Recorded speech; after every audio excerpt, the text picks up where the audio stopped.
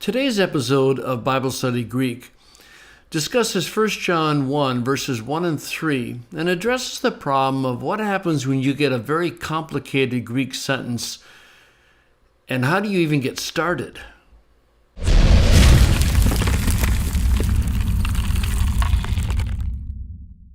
There are two things that make this verse and verse and a half, I should say, complicated.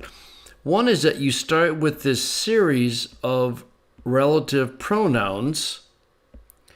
And the second is you don't get to the verb until you get down here to verse 3.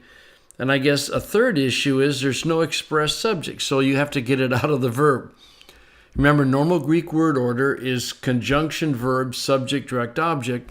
Obviously, that's altered a lot for emphasis or other reasons. But when you don't get that normal structure, and especially if you have this long introduction with no clue where the verb is, what you have to do is you got to go find the verb, look at his person and number, see if there's something in the nominative for the subject, see if there's a direct object. And then what that does, it gives you the basic structure, and then you can put the pieces together, okay? So what you have here are a series of 5 relative clauses. What was from the beginning, what we have heard, remember that's that perfect of akouo, what we have seen, well, how do we see things? We saw them with our eyes. And then here's another verb for see.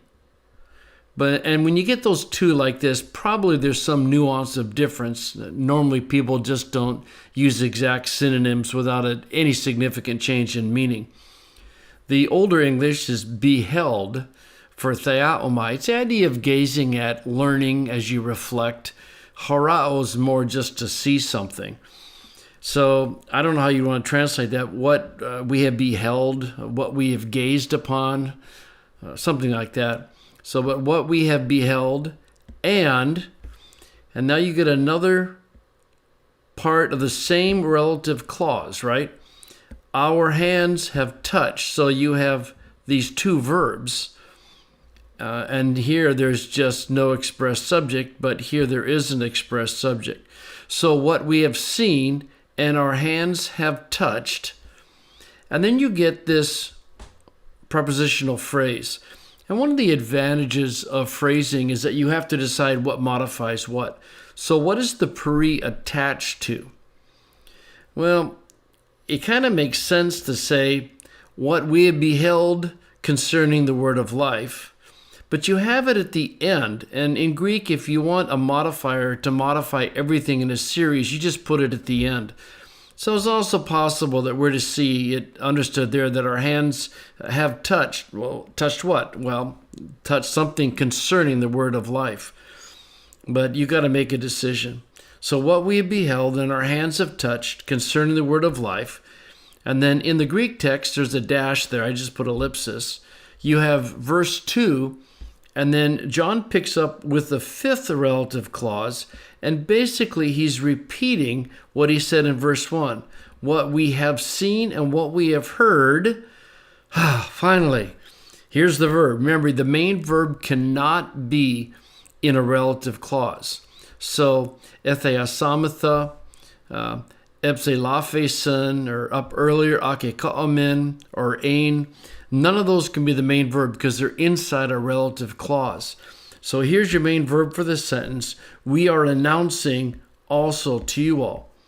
So what are the functions of the 5 relative clauses?